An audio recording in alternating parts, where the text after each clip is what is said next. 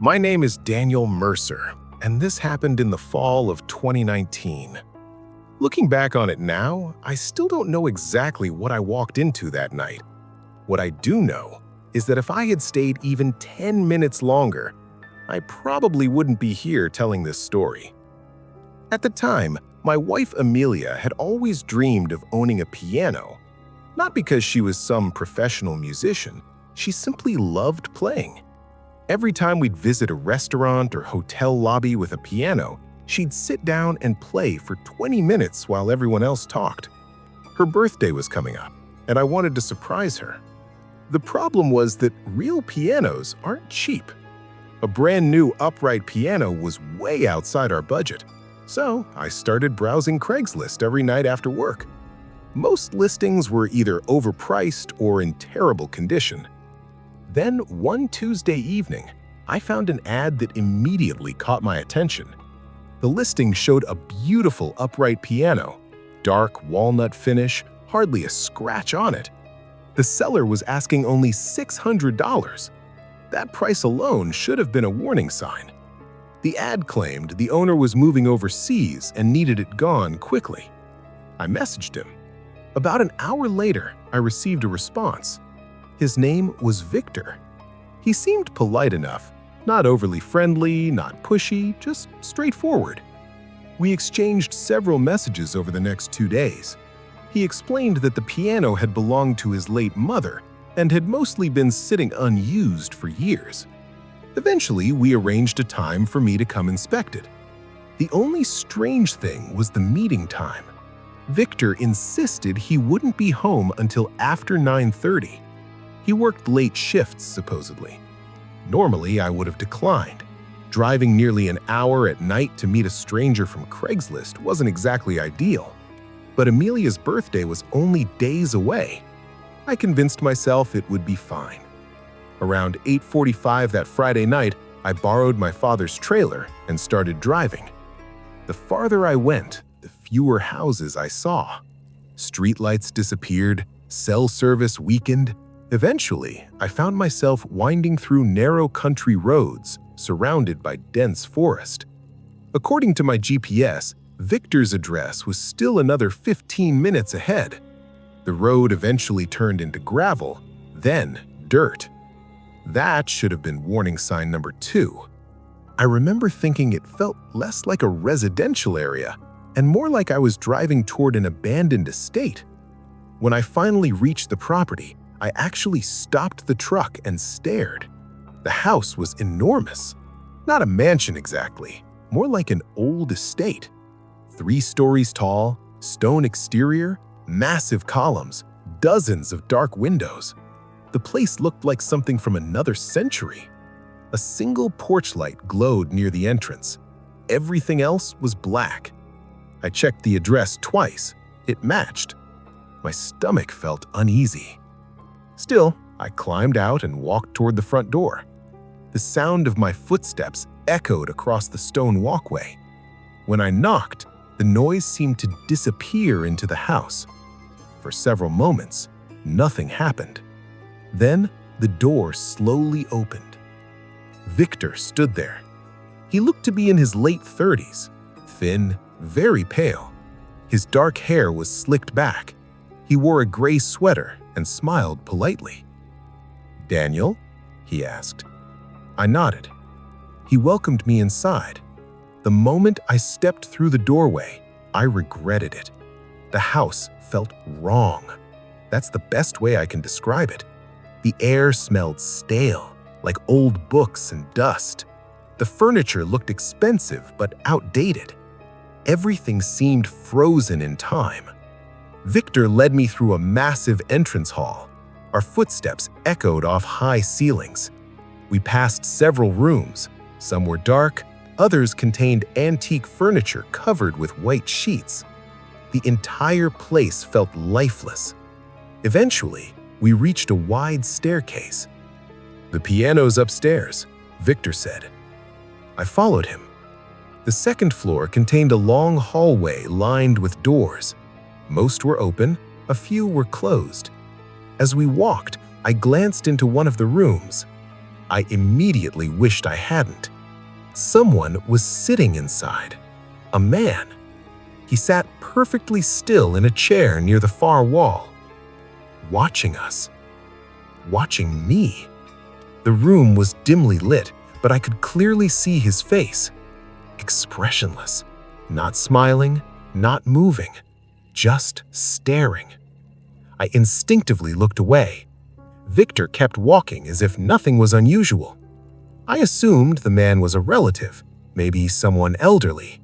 Still, the image stuck with me. At the end of the hallway, Victor opened a large room. The piano stood in the center.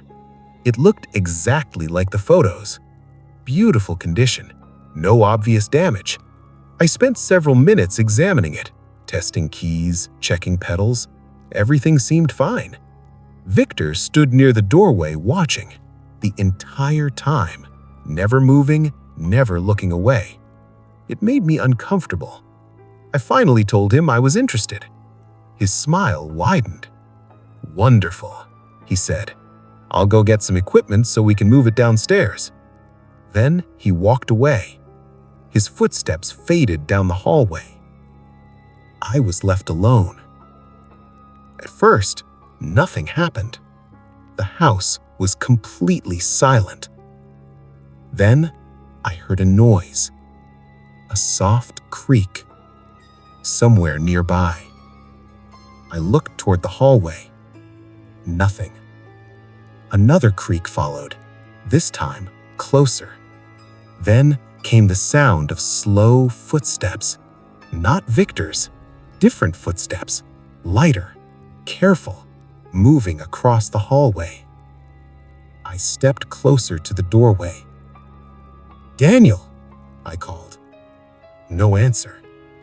The footsteps stopped. I listened. Silence. Then, suddenly, running, fast, someone sprinting down the hallway towards the room. The footsteps were coming directly at me. I froze. The sound got closer and closer, then stopped abruptly just outside the doorway. I couldn't see anyone, but I knew somebody was standing there. I could hear breathing, slow, heavy, just a few feet away. Every instinct in my body screamed for me to leave. I backed away. The breathing continued. Then, without warning, footsteps exploded down the hallway again. Whoever it was ran at full speed. A door slammed somewhere in the distance. The entire house fell silent. My heart pounded. I stepped into the hallway. Every door looked exactly the same. Nothing moved. No sound. No voices. No Victor. And for the first time that night, I realized something that made my blood run cold. The man I'd seen sitting in that room earlier, his chair had been facing directly towards the hallway. If he had gotten up and followed me, there was no way I would have heard him leave the room. I slowly turned toward the room I'd seen him in. The door was now closed, and I was absolutely certain it had been open before. I stood frozen in the hallway, staring at the closed door. Every nerve in my body was telling me to turn around, go downstairs, get in my truck, and leave. The problem was that I couldn't stop thinking about the man I'd seen inside that room. I knew the door had been open earlier. I would have bet my life on it. Yet now, it was shut, and there was no sound coming from inside. The silence somehow made it worse. I took a step backward, then another. The old floorboards creaked beneath my boots. The sound echoed through the hallway. Immediately afterward, I heard something from behind the closed door. A faint scrape, like furniture being dragged across wood. I stopped breathing. The noise continued for several seconds. Then it stopped. Another silence followed, long enough that I almost convinced myself I'd imagined it. Then came 3 slow knocks, not on the door, on the other side of it, as if somebody inside knew I was standing there. Knock, knock, knock. I turned and walked away, fast. I wasn't interested in finding out who was inside anymore. I headed back toward the staircase. "Victor?" I called. No response. My voice echoed through the enormous house. The answer that came back was only silence. I reached the staircase and started down. Halfway to the first floor, I finally heard movement. Footsteps coming up from below. Victor appeared near the bottom of the stairs. The moment he saw me, his entire body stiffened. For a second, neither of us spoke. Then he smiled. The smile appeared too quickly, like he'd switched it on. "Everything all right?" he asked. Something felt wrong, very wrong. His right arm was tucked behind his back. I couldn't see what he was holding. Maybe it was nothing. Maybe it was exactly what my imagination feared. Either way, I didn't want to find out. "I just remembered I left my wallet in the truck," I said. Victor didn't respond immediately. His eyes remained fixed on me, studying me, thinking. It felt less like a conversation and more like a decision. Finally, he nodded. "Sure." His smile remained, but his eyes didn't change, not even slightly. He stepped aside. I continued walking down the stairs, slowly, trying not to appear nervous. The entire time I could feel him watching me, every step, every movement. I reached the front door. My hand closed around the handle. Part of me expected someone to grab my shoulder or hear footsteps charging behind me. Nothing happened. I opened the door. Cold night air hit my face. I practically ran to the truck. The instant I climbed inside, I locked the doors. My hands were shaking. For several seconds, I simply sat there, breathing heavily. Then I looked back toward the house. Victor was standing in the doorway, watching, not waving, not calling out, just standing perfectly still, like he knew something I didn't.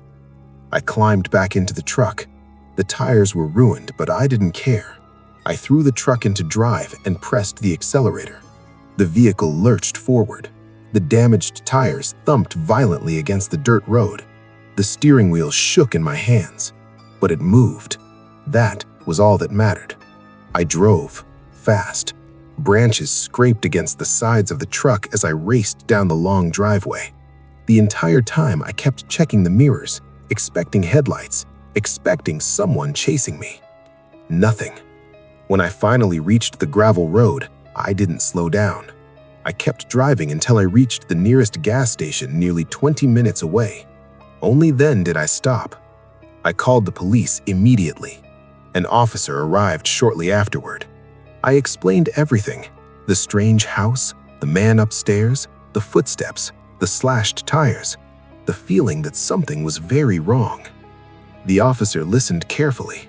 Then he asked for the address. I gave it to him. His expression changed. Not dramatically, just enough that I noticed. "Are you sure that's the address?" he asked. "Positive." He nodded slowly. Then he stepped away to make a call. About 10 minutes later, he returned. What he told me left me speechless. According to county records, the property belonged to a family trust. No one named Victor lived there. In fact, nobody officially lived there at all.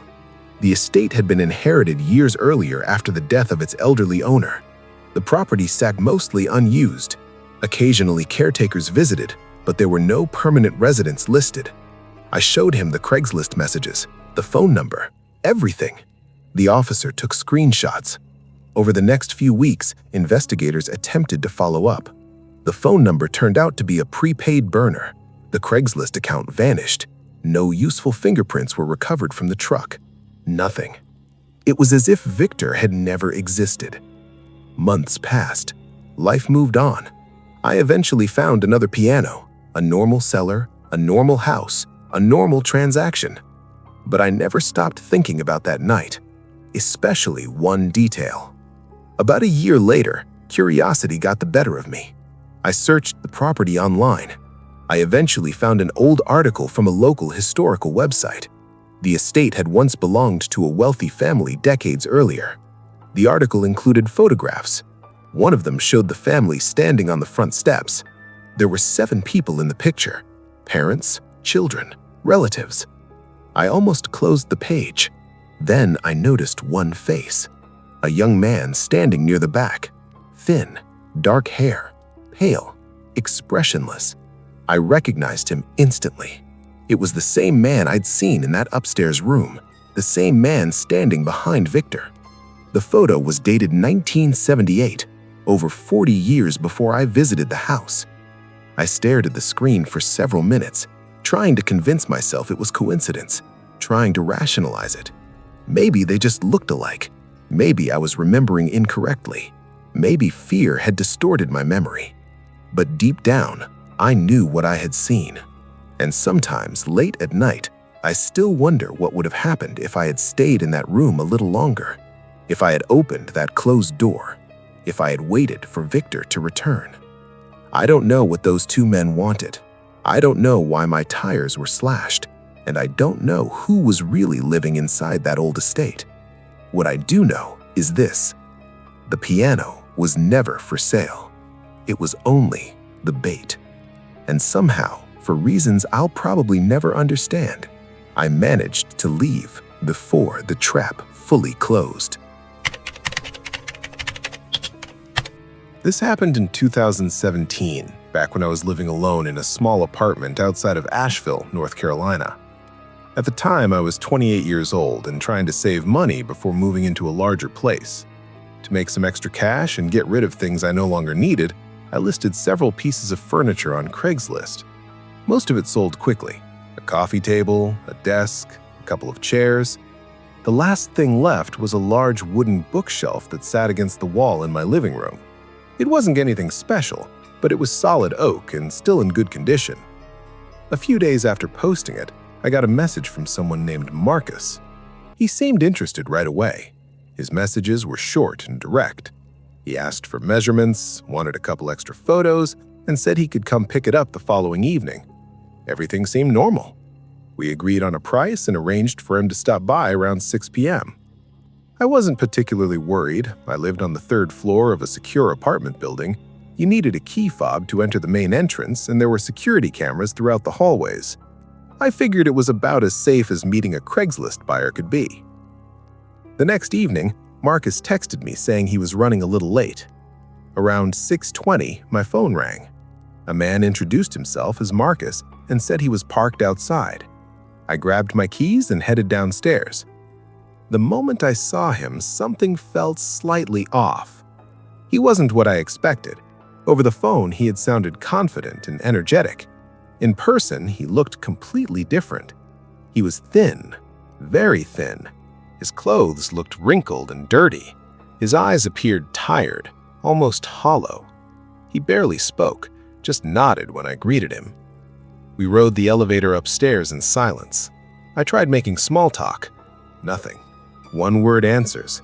No smile, no expression, just silence. When we reached my apartment, I opened the door and let him inside. My golden retriever, Cooper, immediately started growling. That alone caught my attention. Cooper was one of the friendliest dogs I'd ever owned. He loved everyone. Mail carriers, neighbors, children, it didn't matter. Yet the second he saw Marcus, the hair along his back stood up. A low growl rumbled from his throat. I laughed awkwardly and apologized. He's never like this. Marcus didn't even acknowledge the dog. He simply stared into the apartment. Not at the bookshelf, not at me, just into the apartment. The sight made me uncomfortable. I quickly guided him toward the living room. The bookshelf stood against the far wall. "There it is," I said. Marcus nodded, then stood completely still. 10 seconds passed, 20, 30. He wasn't inspecting it, wasn't checking for damage, wasn't measuring it. He was just staring. Finally, I asked, "Do you want to take a closer look?" He slowly turned his head toward me, then nodded. The movement felt oddly delayed, like he had forgotten how conversations worked. He walked over to the bookshelf, touched one shelf, then stepped back again. That was it. No questions, no comments, nothing. Meanwhile, Cooper continued growling from the hallway. The sound was becoming impossible to ignore. I apologized again and walked over to calm him down. The second I reached him, Cooper started whining. Not aggressive whining, fearful whining. He pressed himself against my leg and refused to take his eyes off Marcus. A strange feeling settled into my stomach. I scratched Cooper's head. "What's gotten into you today?" He only whined louder. After another minute, I returned to the living room. Marcus was gone. At first, I thought he'd stepped into the hallway. Maybe he needed to grab cash from his truck. But when I looked around, the living room was empty. The front door remained closed. I checked the kitchen. Nothing. Bathroom? Nothing. Hallway? Nothing. It didn't make sense. The apartment wasn't large. There was nowhere for him to go. Marcus? No answer. I checked outside my apartment door. The hallway was empty. I pulled out my phone and called him, straight to voicemail. I tried again. Same result. A few moments later, I received a text. It contained only 2 words. Wrong timing. That was it. No explanation, no follow-up, nothing. I stared at the message, confused, then annoyed.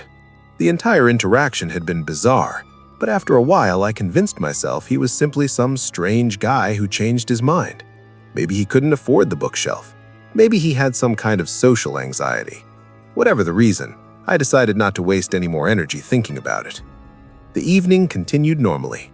I made dinner, watched television, played with Cooper. Eventually, I forgot about Marcus altogether. Around 10:30 p.m., I got ready for bed. Before turning in, I took Cooper outside for his nightly walk. The weather had turned cold. A storm front was moving through the area, bringing strong winds and occasional rain. We spent maybe 10 minutes outside. Nothing unusual happened. When we returned to the building, Cooper suddenly stopped near the entrance. He stared towards the dark parking lot, completely motionless. I followed his gaze. Nothing was there, at least nothing I could see. After several seconds, he reluctantly followed me inside. Back in the apartment, I locked the door and headed for my bedroom. That's when I noticed something. My phone wasn't in my pocket. I frowned. The last place I remember having it was on the kitchen counter. I walked into the kitchen. It wasn't there. I checked the couch. Nothing. Coffee table. Nothing. Bathroom. Nothing. A wave of confusion washed over me. I knew I'd had it before taking Cooper outside. Then another realization hit me. When Marcus disappeared earlier, I never actually checked every room. Because there was no reason to, I simply assumed he had left. A chill ran through my body. Slowly, I walked down the hallway toward the guest room. The room was mostly empty except for storage boxes. The door stood partially open. Darkness filled the room. My heart started beating faster. I don't know why. Maybe instinct, maybe fear, maybe something else. I stepped closer, and that's when I heard it. A faint sound, not from inside the room, from somewhere deeper in the apartment. A floorboard creaked, then another. Someone was moving, very slowly, very carefully, and suddenly I realized a horrifying thing. Marcus had never left. Marcus had never left. The realization hit me so hard that I physically froze in the hallway. For a few seconds, I couldn't even think. I just stood there staring into the darkness of the guest bedroom while my heart hammered against my ribs. Another floorboard creaked. The sound came from the far end of the apartment, near my bedroom. Very slowly, I backed away. Cooper immediately sensed something was wrong. His growling returned, louder this time. The sound echoed through the apartment. Then everything went silent. Completely silent. No footsteps, no movement, nothing. That somehow felt worse. It meant whoever was in there knew that I knew. I grabbed Cooper's collar and slowly retreated toward the front door. My mind raced. My phone was missing. That meant I couldn't immediately call for help. I thought about running into the hallway and finding a neighbor, but first, I needed to get out safely. I had just reached the living room when another sound came from down the hall. A soft scrape. Then, a shadow moved across the wall. Only for a second, but it was enough. Someone was definitely there. A surge of anger suddenly pushed through my fear. This stranger had entered my home pretending to buy furniture. He had hidden inside my apartment for hours, and now he was somewhere in the darkness watching me. The thought made my stomach turn. I grabbed a heavy metal floor lamp standing beside the couch, not because I planned on fighting, just because it felt better than being completely defenseless. Cooper barked loudly. Then another floorboard cracked, this time much closer. A shape appeared at the end of the hallway. Marcus. He stood perfectly still, exactly the same way he had earlier. Expressionless, emotionless, just staring. His eyes reflected the dim light from the living room. For several seconds, neither of us moved. "Why are you still here?" I shouted. No response. "Where's my phone?" Nothing. Not a single word. The man simply stood there, watching me. The sight was more unsettling than if he had been yelling threats. At least then I would have understood what he wanted. Instead, he looked almost detached from reality, like he wasn't processing the situation the same way a normal person would. Cooper lunged forward, barking furiously. Marcus finally reacted. He took a small step backward, then another. I saw my chance. Keeping the lamp raised, I moved toward the hallway. Marcus retreated further, still saying nothing, still staring. I reached the spot where he had been standing. Then I saw my phone lying on the floor behind him. The screen was cracked. Apparently, he had dropped it at some point. I snatched it up immediately. The second it was in my hand, I dialed 911. Marcus finally showed emotion. Not fear, not panic, annoyance. As if he was irritated that I'd interrupted whatever plan he had. He turned and started walking away. Not running, walking, calmly, toward the kitchen. "The police are on the way," I shouted. Still no response. I followed at a distance while staying on the line with the dispatcher. Marcus entered the kitchen, then disappeared around the corner. For a moment, I lost sight of him. I rounded the corner seconds later. The kitchen was empty. My stomach dropped. There was only one place he could have gone, the back utility door. I sprinted toward it. The door stood open. Cold night air rushed inside. Marcus was already halfway across the rear parking lot, walking away, not looking back, not hurrying, just calmly leaving. As if hiding inside a stranger's apartment for 5 hours was completely normal behavior. The dispatcher told me not to follow him. Honestly, I had no intention of doing so. I locked the door and waited. The longest 10 minutes of my life followed. Every little sound made me jump. Every shadow felt threatening. I kept expecting Marcus to return. Part of me believed he never really left, that somehow he'd be standing behind me when I turned around. Eventually, flashing blue lights illuminated the apartment windows. The officers arrived moments later. They searched the entire building. One officer stayed with me while the others checked the surrounding area. Unfortunately, Marcus was gone, completely vanished. I gave them everything I knew, his phone number, the Craigslist account, a physical description, everything. While taking my statement, one of the officers asked an important question. Did he ever actually talk much after arriving? I thought about it. The answer surprised me. Almost not at all. Outside of a few words when I first met him, he barely spoke. The officer nodded thoughtfully. That detail seemed to bother him. The police eventually discovered that the phone number Marcus used was prepaid and unregistered. The Craigslist account disappeared before investigators could obtain much information from it. The trail went cold almost immediately. A few days later, however, I received an unexpected call. One of the detectives working the case wanted to speak with me. When I arrived at the station, he showed me a photograph. The moment I saw it, I recognized the man. It was Marcus. The detective explained that his real name wasn't Marcus at all. Apparently, he had been arrested several years earlier in another state. Not for assault, not for theft, but for repeatedly entering occupied homes. He would hide inside them, sometimes for hours, sometimes overnight. In one documented case, he'd secretly remained inside a family's house for nearly an entire day before being discovered. The detective couldn't explain why. The reports suggested he seemed more interested in watching people than stealing from them. That information chilled me more than anything else, because it meant my encounter wasn't random. It wasn't some impulsive decision. It was something he had done before, and likely something he planned to do again. Months passed. Life eventually returned to normal. I sold the bookshelf to another buyer without incident. I installed additional locks, bought security cameras, and started paying much more close attention to my surroundings.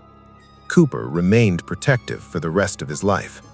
Looking back, I think he knew something was wrong long before I did. Animals often do. What still bothers me isn't what happened, it's what almost happened. For nearly 5 hours, that man was somewhere inside my apartment while I cooked dinner, while I watched TV, while I sat with Cooper, while I moved from room to room completely unaware. I still don't know where he spent all that time, or what he planned to do once I finally went to sleep. Sometimes I replay the evening in my head and wonder what would have happened if Cooper hadn't reacted the way he did. What would have happened if I hadn't noticed my phone was missing? Or if I'd gone to bed without realizing someone was still inside? Those questions never really go away, because the truth is simple. The bookshelf was never what he came for. It was only the excuse he used to get through my front door. And that thought still keeps me awake some nights.